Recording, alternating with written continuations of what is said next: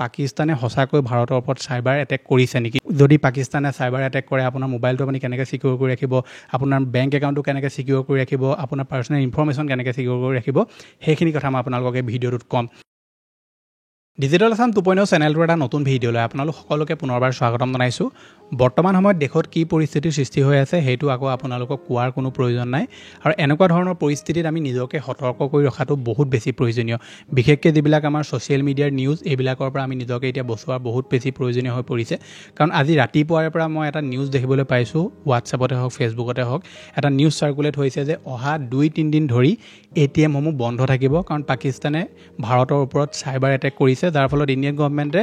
এটা নতুন জাননী জাৰি কৰিছে যে এতিয়াৰ পৰা অহা 2-3 দিন ধৰি ATM সমূহ সম্পূৰ্ণ বন্ধ হৈ থাকিব গতিকে আপোনালোকে ATMৰ পৰা কোনো ধৰণৰ পইচা উলিয়াব নোৱাৰিব তাৰ পিছৰ যিটো নিউজ এটা চাৰ্কুলেট হৈ আছে যে এটা ভাইৰাছ এৰি দিয়া হৈছে আমাৰ ইণ্ডিয়াত যাৰ ফলত আমাৰ মোবাইলসমূহ এতিয়া হেক হ'ব পাৰে মোবাইলসমূহত নানান ধৰণৰ মেলৱেৰ এৰি দিয়া হৈছে যাৰ ফলত আপোনাৰ যিটো বেংক একাউণ্ট পৰ্যন্ত সেইসমূহ খালী হ'ব পাৰে গতিকে এই সকলোবিলাক যি নিউজ আছে এইবিলাক ৰিয়েল নে ফেক আপুনি কেনেকৈ চেক কৰিব পাৰিব কেনেকুৱা ধৰণৰ আপুনি চ'ৰ্চত বিশ্বাস কৰিব সকলোখিনি কথা আমি ভিডিঅ'টো ডিটেইলছত আলোচনা কৰিম আৰু এই ভিডিঅ'টো আপোনালোকক মই অনুগ্ৰহ কৰি কৈছোঁ যে সম্পূৰ্ণৰূপে চাব সকলোৰে লগত শ্বেয়াৰ কৰিব যাতে ইনফৰমেশ্যনটো সকলোৱে লাভ কৰে আহক এতিয়া ভিডিঅ'টো আৰম্ভ কৰোঁ এতিয়া চাওক প্ৰথমে যিটো মই আপোনালোকক এটা কথা কৈছিলোঁ যে ATM অহা 2-3 দিন ধৰি বন্ধ থাকিব বুলি এটা নিউজ চাৰ্কুলেট হৈ আছে এইটো টোটেলি এটা ফেক নিউজ হয় কোনো ধৰণৰ এনেকুৱা জাননী চৰকাৰে জাৰি কৰা নাই কোনো ধৰণৰ তেওঁলোকে নিউজ দিয়া নাই যে ভাৰতৰ ওপৰত পাকিস্তানে সাইবাৰ এটেক কৰিছে যাৰ ফলত অহা 2-3 দিন ধৰি ATM বন্ধ থাকিব আপোনালোকে পইচা উলিয়াব নোৱাৰিব এনেকুৱা ধৰণৰ কোনো নিউজ বৰ্তমান বা কোনো ধৰণৰ এনেকুৱা অফিচিয়েল ইনফৰমেশ্যন চৰকাৰে দিয়া নাই আৰু এনেকুৱা ধৰণৰ যেতিয়া আপোনালোকে ধৰি লওক নিউজ এটা বা পোষ্ট এটা যেতিয়া আপোনালোকে ভাইৰেল কৰে এনেকুৱা ধৰণৰ সমস্যাৰ সৃষ্টি হ'ব পাৰে আপোনালোকে নিজে ভাবি চাওক যদি কাৰোবাক কৈ দিয়ে যে অহা 2-3 দিন ধৰি ATM বন্ধ থাকিব আৰু কোনো কাৰোবাৰ ধৰি লওক অহা 2-3 দিনত বহুতবিলাক পইচাৰ তেওঁলোকৰ প্ৰয়োজন হ'বলৈ গৈ আছে তেনেকুৱা ক্ষেত্ৰত তেওঁলোকক কেনেকুৱা এটা সমস্যা হ'ব পাৰে আপুনি নিজে ভাবি চাওক আৰু ATMত ডাঙৰ ভিৰ লাগি যাব পাৰে এনেকুৱা ধৰণৰ নিউজবিলাকৰ ফলত গতিকে কেতিয়াও আপোনালোকে যিকোনো ধৰণৰ নিউজ এটা বিশ্বাস নকৰিব কিবা এটা নিউজ পালে বুলি আপুনি এইটো স্ক্ৰীনশ্বট লৈ মেলি আপোনালোকে হোৱাটছএপত শ্বেয়াৰ নকৰিব বহুতবিলাক আপোনালোকে প্লেটফৰ্ম আছে যিবিলাকত গৈ আপোনালোকে চেক কৰিব পাৰে এইটো ৰিয়েল নে ফেক হয় লগতে আপোনালোকে ইণ্ডিয়ান এক্সপ্ৰেছে হওক দ্য হিন্দুৱে হওক এনেকুৱা ধৰণৰ পৰ্টেলবিলাকত গৈ আপোনালোকে লেটেষ্ট আপডেটবিলাক চাব যে এনেকুৱা ধৰণৰ কিবা নিউজ আহিছে নেকি কাৰণ এইবিলাক হৈছে আমাৰ ৰিয়েল চ'ৰ্চ যিবিলাকৰ জৰিয়তে আপোনালোকে সঁচা নে মিছা বস্তুবিলাক চাব পাৰে বাকী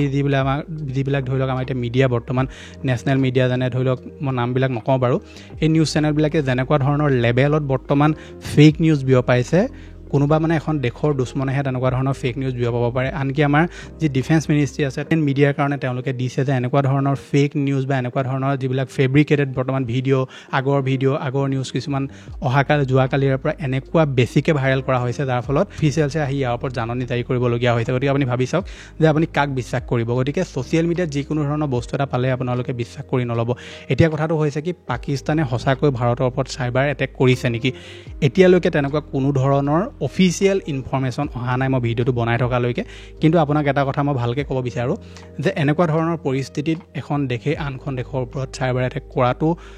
কোনো ধৰণৰ আপোনালোকে অমান্য কৰিবও নোৱাৰে যে কাইলৈ নকৰিব বা পৰহিলৈ নকৰিব কৰিবও পাৰে গতিকে আপুনি নিজক কেনেকৈ সিকিউৰ কৰি ৰাখিব আপোনাৰ মোবাইলটো কেনেকৈ সিকিউৰ কৰি ৰাখিব যদি পাকিস্তানে সাইবাৰ এটেক কৰে আপোনাৰ মোবাইলটো আপুনি কেনেকৈ সিকিউৰ কৰি ৰাখিব আপোনাৰ বেংক একাউণ্টটো কেনেকৈ সিকিউৰ কৰি ৰাখিব আপোনাৰ পাৰ্সোনেল ইনফৰমেশ্যন কেনেকৈ সিকিউৰ কৰি ৰাখিব সেইখিনি কথা মই আপোনালোকক এই ভিডিঅ'টোত ক'ম এতিয়া চাওক আপোনালোকৰ যিটো মোবাইল ফোন আছে বা যিটো আপোনাৰ কম্পিউটাৰ লেপটপ ডেস্কটপ আপুনি ইউজ কৰে প্ৰথমে মই মোবাইল ফোনৰ কথা কৈ লওঁ মোবাইল ফোনটোত আপুনি কোনো ধৰণৰ থাৰ্ড পাৰ্টি এপ আপোনালোকে ডাউনলোড নকৰিব যদি আপোনাৰ ল'ৰা ছোৱালীয়ে গেম খেলে কিবা ধৰি লওক অন্য এপ্লিকেশ্যন ডাউনলোড কৰে সেইবিলাক তেওঁলোকক ডাউনলোড কৰিব নিদিব আপুনি নিজৰ মোবাইলত কেতিয়াও গেমেই হওক বা অন্য যিবিলাক থাৰ্ড পাৰ্টি এপ্লিকেশ্যন মানে যিবিলাক প্লে ষ্ট'ৰত এভেইলেবল নাথাকে অন্য ৱেবছাইটৰ পৰা আপুনি ডাউনলোড কৰিবলগীয়া হয় বা মোড এপিকে ডাউনলোড কৰিবলগীয়া হয় এনেকুৱা ধৰণৰ এপ্লিকেশ্যনবিলাক ডাউনলোড নকৰিব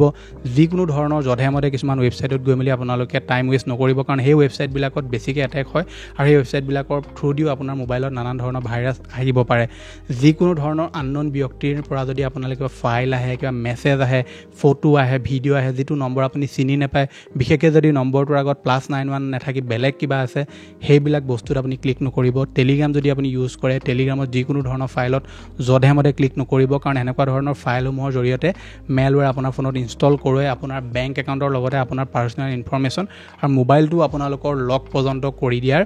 সম্ভাৱনা থাকে গতিকে আপুনি কেতিয়াও এইটো পৰিস্থিতিত আনন'ন ব্যক্তিৰ পৰা অহা মেছেজত ক্লিক নকৰিব ফটোৱে হওক ভিডিঅ'য়ে হওক লিংকে হওক যিকোনো ধৰণৰ বস্তুতে আপুনি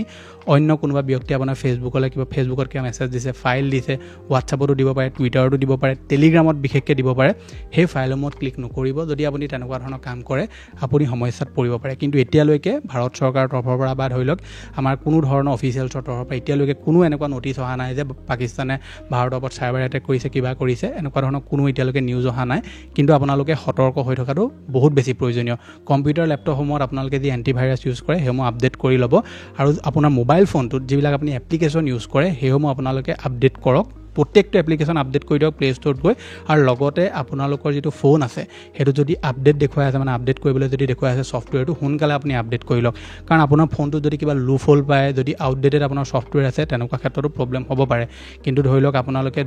যদি থাৰ্ড পাৰ্টি এপ ইউজ কৰে, যিকোনো ধৰণৰ যি আপোনালোকে ৱেবছাইট ইউজ কৰে, সমস্যাত আপোনালোকে পৰিব পাৰে, সেইটো আপুনি মনত ৰাখিব। গতিকে এইটো সময়ত আমি নিজকে সতৰ্ক কৰি ৰখাটো বহুত বেছি প্ৰয়োজনীয়। লগতে এনেকুৱা ধৰণৰ ফেক নিউজবিলাক আপোনালোকে ভাইৰেল নকৰিব। কিবা এটা নিউজ পাইছে যিটোৰ ওপৰত আপোনাৰ অলপ ট্ৰাষ্ট হোৱা নাই, সোনকালে যাওক গুগলত চেক কৰক, টুইটাৰত চেক কৰক। মই এটা পেজ দি দিছোঁ আপোনাক টুইটাৰত, এই পেজটোত আপোনালোকে গৈ চেক কৰিব পাৰে। লেটেষ্ট কিছুমান ফেক নিউজ তেওঁলোকে লগালগ ডিবাং কৰি দিয়ে, গতিকে আপোনালোকে যাব, ইয়াত গৈ মেলি আপোনালোকে চেক কৰিব পাৰে। আৰু লগতে আপোনালোকে ইণ্ডিয়ান এক্সপ্ৰেছে হওক বা দ্য হিন্দুৱে হওক, এইবিলাক পৰ্টেলত চেক কৰিব। বিশেষকৈ ফেচবুক মিডিয়া আৰু আমাৰ যিবিলাক ধৰি লওক আমি গদি মিডিয়া বুলি কওঁ, কোনকেইটা চেনেলৰ কথা কৈছোঁ আপোনালোকে জানিব পাৰে চাগে,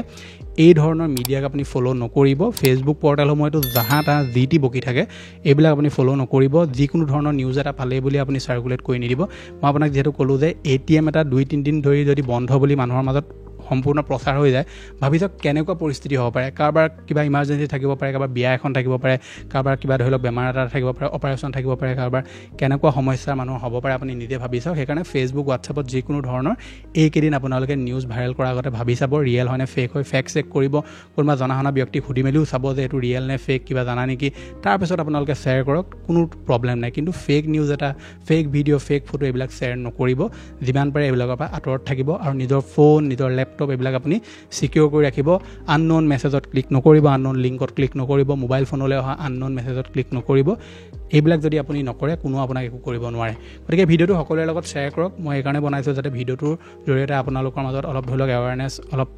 দিব পাৰি, যাতে আপোনালোকে এনেকুৱা ধৰণৰ বস্তুবিলাকৰ পৰা নিজকে আঁতৰাই ৰাখিব পাৰে। সেইকাৰণে মই ভিডিঅ'টো বনাইছোঁ। বাকী যোৱাকালি যিটো ভিডিঅ' আপোনালোকৰ কাৰণে আনিছিলোঁ বেংক ৰিলেটেড, সেই ভিডিঅ'ত যদি চোৱা নাই, স্ক্ৰীণত আপোনালোকৰ সেই ভিডিঅ'টো ওলাই আছে, নিশ্চয় এবাৰ চেক আউট কৰিব, বহুতখিনি কথা জানিব পাৰিব। মই লগ পাম এটা নতুন ভিডিঅ'ত। আজিলৈ ধন্যবাদ।